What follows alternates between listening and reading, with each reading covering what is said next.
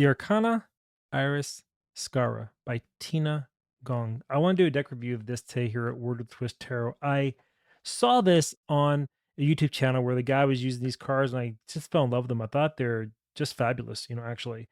And so I bought them from a company called, what was it called again? Yeah, labyrinthos.co or Labyrinth. Anyway, I can't pronounce it, but I'll drop the link in the comments below. I'll pin them if I remember to, or I'll put them in the description. Either way, I bought them directly from them. And the cards they're not really so much wider weight. I think they go after the Thoth Tarot a little bit, but you get this little guidebook here. It's not much to it, but they do have a download, I guess, that you can do as well, which I never did. And the guidebook, they have a few readings that you can do as well. The 1, 2, 3 position, and then of course the Celtic cross. They go over a very high level what the cards mean, the basics of them. That's pretty much all you're getting out of the little guidebook. The box it comes in is actually really nice, you know. And then the cards. Again, I've never used these cards, so they're brand new. I bought them a while ago. So the box is really nice. It's a keepsake. And here are the actual cards with this nice, beautiful gold gilding around the side. You see that? Absolutely gorgeous. So we're going to run through these like I normally do now, where I'm going to lay out the minor side by side, and then we'll run through the majors real quick, and we'll go from there. Now, question 2 before I continue on with these deck reviews, do you even enjoy them? I'm noticing that it's not really a favorite topic here on YouTube, unfortunately, or actually anywhere. But if you do enjoy the reviews I do on this channel with the commentary, let me know. I'll continue to do so. I have a lot of decks, but I'm kind of getting to the point where I may just open up the decks and just start using them rather than sharing them. And maybe if I use them and like them, then I will share them. Because, like, for example, last night I did 5 deck reviews actually, and my mic wasn't turned on. God have mercy, right? Oh my goodness. Thank God I didn't go through the editing, but the point is I did all the recording and they weren't there. So anyway, let's get to this deck here. So this is the Arcana Iris Sacra, and this is the Fool. And it has a lot of symbolism that mirrors the Thoth a little bit. So again, that's what I kind of get the vibe of. And the minor arcana is more like your Marseilles. All right, here we go. So that's the Fool, the Magician,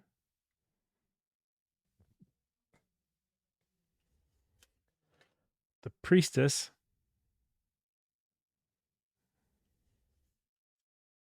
the Empress. That's a cool card. You can feel the fertility, pregnancy, the bird, the lily. Is that a lily? I think it is. The swan or the stork. Beautiful card. The mountains is where the hermit's at. Again, remember, keep an eye on that shield. There's Venus on that. Does the Emperor have the shield? He sure does. That's Emperor with the ram. These are great cards. The Hierophant. The Lovers. I like that card. I wonder if TikTok can you, so just heads up, if you guys do, if any out there do readings also like I do, and if you're on TikTok, I've been getting flagged for showing the devil card. The typical Rider-Waite devil card from this deck right here. And they've been flagging and saying that's inappropriate and so forth. So be very careful when you're doing readings on TikTok because certain cards are going to get you flagged. Even though you're not breaking community standards, their AI thinks it's nudity and something grotesque, but it's not. Okay, the Chariot, the Adjustment. That's interesting. That's the 8. The Hermit. See, Fish is also wealth, which I think is interesting, and it has water. So it's a very interesting card. So you're walking through this portal into a higher energy, to a higher level, to a higher plane. And that's a 9. That's very cool. And this is the Wheel of Fortune. Now, before I go further, I picked up a book today. I want to kind of show you something with the numbers of 1 through 10. Check this out. Give me a sec. And why I'm going to share this is because of the numerology. This book is called, if you can find it, it's The Secrets of the Waite-Smith Tarot, but it has nothing to do with this deck. It's just the numbers of it. Because when I read more based off numbers and intuition than actual cards themselves. It's just the way I do it. I've always been into numerology as I was into Hebrew and Greek and, used to transcode it by hand myself. And the numbers really played an important role when I started learning it. Anyway, you see here the numbers. So 1 is a seed, right? It's like the thing's planted. 2 is energy. Well, a decision is energy. Follow me? 3 is communication or creativity, but that also takes structure because when you speak to somebody, you have to have structure in how you portray yourself. You have to have structure when you're creating something. 4 is growing, and that's stability because as you grow, you have stability. 5 is sorting. Now, think about that because when you see the 5 in tarot, it usually has the meaning of contention, and some people say freedom, but it's through sorting out your problems, sorting out your issues that you have, your struggles can bring that freedom. So I think that's very interesting. 6 has the feeling of victory, but they say here it's balance. 7 is results. But how do you get results? By reflecting, by assessing a situation, because 7 is a spiritual number. 8 is consciousness, and that is changing, changing. And then you have 9, which is ending. So 9 is abundance or attainment, like the 9 of Pentacles. You attain all that wealth that you have, but you're actually ending it because you have to get ready for a new cycle, which goes to the 10, which means you're fixing now. So it's kind of like if you have a tree ready to be harvested, if you don't pull the fruit off the tree, what happens? It freaking dies, right? And you waste it. You waste the yield. So you're fixing it for the next cycle. Anyway, I thought that was interesting because when you look at it like that, it takes a whole new meaning. So, for example, if you take, like they say here, a ace of swords, what is a sword? Sword is a mind, so it's a seed of the mind. It's a new thought. So basically, my pen right here, my pen. There we go. My pen is a sword because it can pen a new thought. It can seed something. It can be given to me through divine inspiration. But the point is, it's the pen which draws the thought. It's my seed. And when I write that thing I thought about, it's taking the energy of my mind to create that thought, which then becomes a decision how I want to move forward with it. And then the 3, 4, and so forth. Anyway, I don't know if that really aligns with what I'm doing here, but I thought it just was something so interesting. I want to share it with you. So if you really want to learn more about the secrets of the tarot of the Waite Smith deck, check it out. Now, I've not read this book yet. I just got it today. But I hadn't had it for quite a while, and I tell you, it's actually pretty fascinating. So I know I digressed here from the deck review, but I thought it was worth it. Now let's go back here. So the 10, Wheel of Fortune. Okay. Then we have the, is that right? 11, Lust. That's interesting. Interesting card. So you see, it's not really the wider weight vibe to it. Then you have 12, which is the Hangman. That's a great Hangman card. Look at things differently, different perspective, but you have the snake around your feet.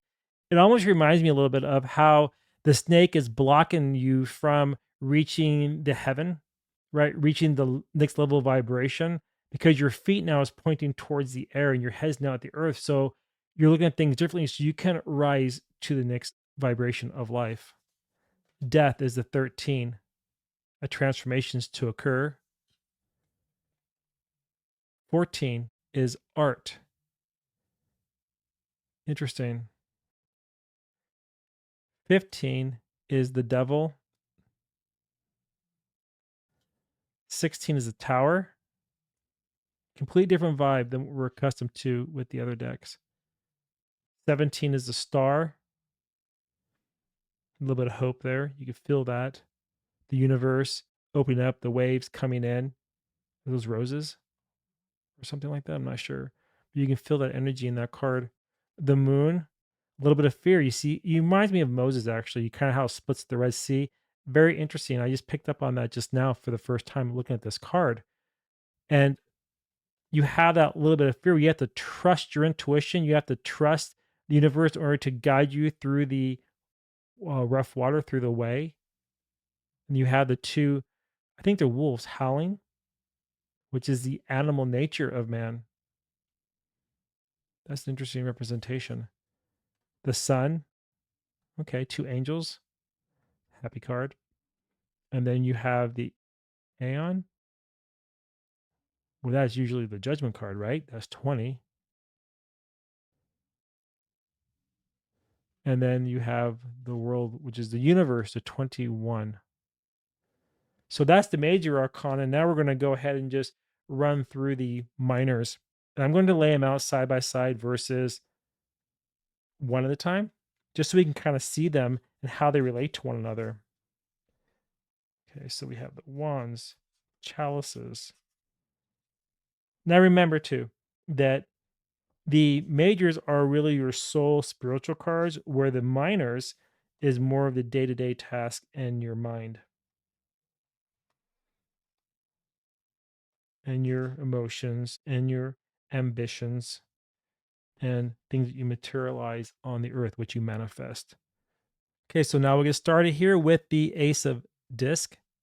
See how it has the 666? That's the number of man, actually. It's not, it doesn't mean anything. People really misinterpret that number because of the way the scriptures were written in the New Testament.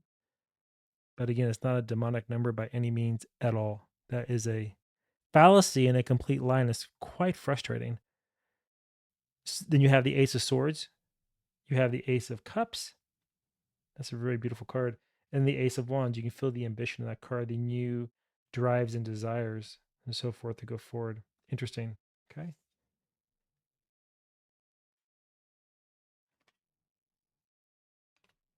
We have the twos. What's interesting with this deck, though, is I just noticed that on top of the cards they have a keyword.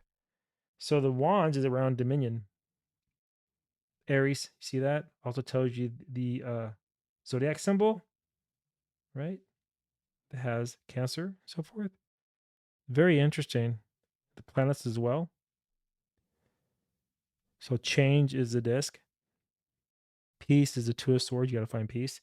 And then love, you'll find love through the two decisions that you make. Or according to the book I shared with you, it's a little different, right? Threes of wands is virtue. Of chalices is abundance. Swords is sorrow. And disc is work. Interesting. And the fives we have, or the fours, sorry, fours.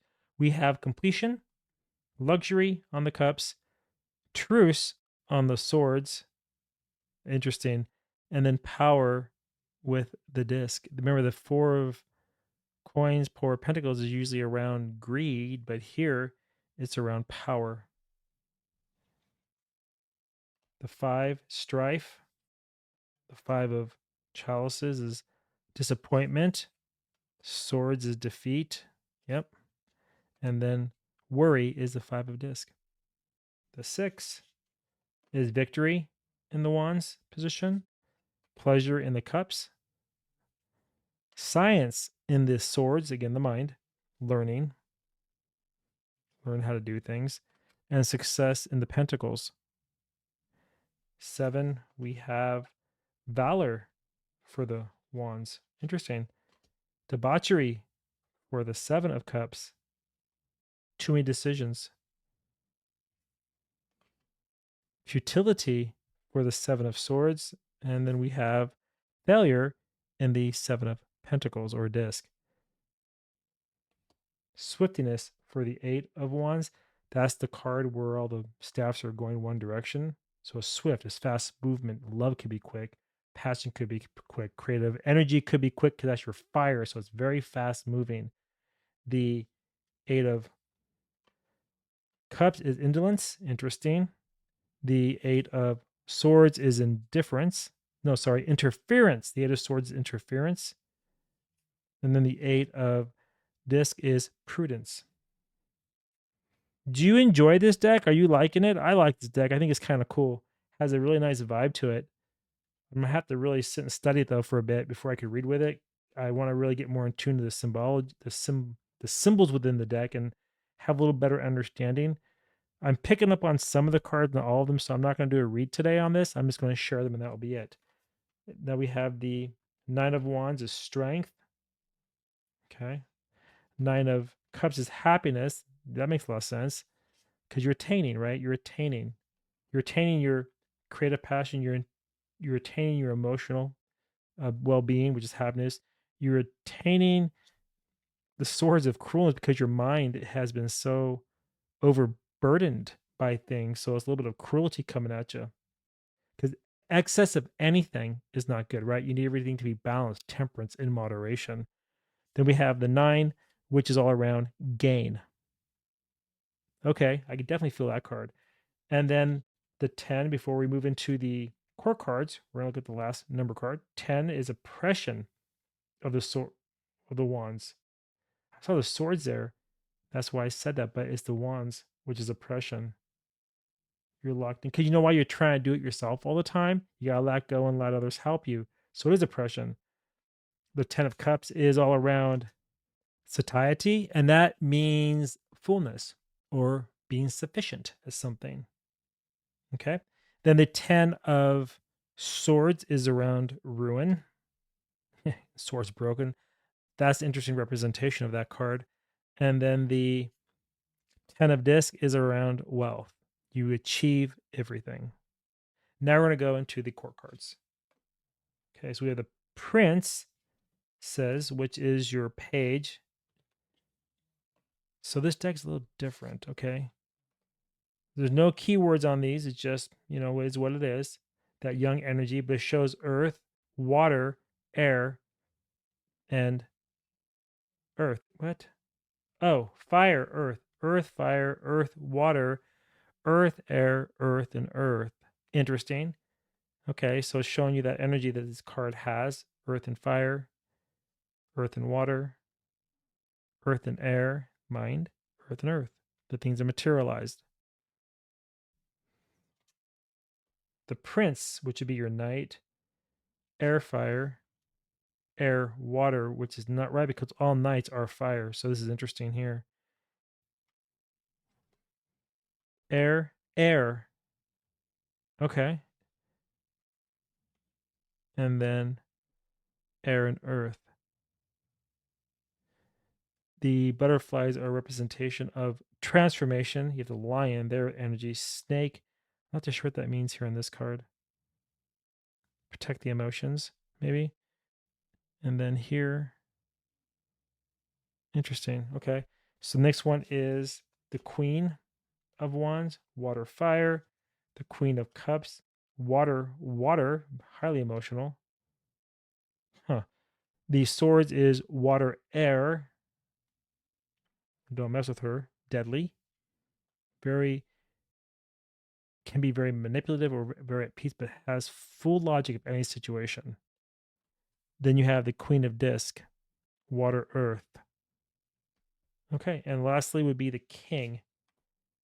Well, that's interesting. Like a battle card, how much you can feel the fight in that one. Fire, fire. Very fast moving card. The King of Cups, the lobster or crab, so more Cancer, love energy, sort of speaking. And that is fire, water, which balances each other, right? So it's more of a passive card. This is a very active card. The King of Swords is fire, air. Fire, air can just explode as well. So a very active card here also. 2 swords up, ready for battle. And then we have the knights. I thought it was king. The Knight of Disc, which is fire, earth. So, like I said, the knights are fire. So I'm not too sure how this relates. I got it backwards, but so this is the queen. So the queens are here. Knight, queen. See, then we got the prince. So I guess I'm not too sure who the king is in this deck. Like I said, I have to study. I don't really know this deck very well. First time I've actually seen it. I watched a person read with it on YouTube, which I really enjoyed, but I haven't read with it myself. I'm gonna have to look at the book. Hold on, let's see something real quick with these court cards. What does this say? Do they have any advice for us to understand this? No, it does not. Okay, let's see if we can maybe figure it out from the keywords. Okay, let's see what we got here. Nope. Let's go with the cups. So we have the Knight of Cups, which is grace, compassion, vanity, moodiness. Okay. Okay. The Queen is imagination. Okay. The Prince is secrets, volatility, turbulence, and then outer serenity. That might be the King. And the Princess is fantasy, self exploration, intuition. That might be the Page. Let me look at the sword real quick. Knight of Swords is science, intellect, logic, theory. Queen is wisdom, open-mindedness, so she's above that. Prince is idealism, overactive mind, mastery of words. So the prince to me seems to be don't quote me, but seems to be the king in this deck. Anyway, if you enjoyed this deck walkthrough, drop your comments below. Let me know. I'd like to hear your thoughts on it. If you want me to do more of these, let me know because, like I said, I'm debating right now if I want to continue to do the deck reviews or just read with the cards. And if I have a deck that I like, then share it as I open it up and explore it before I read with it. Anyway, let me know your thoughts. If you're first time here, smash that subscribe button because that's the only way this video is going to be seen by others. And until next time, I want to thank everyone here. You have a great week, and I'll see you next video. Bye, everyone.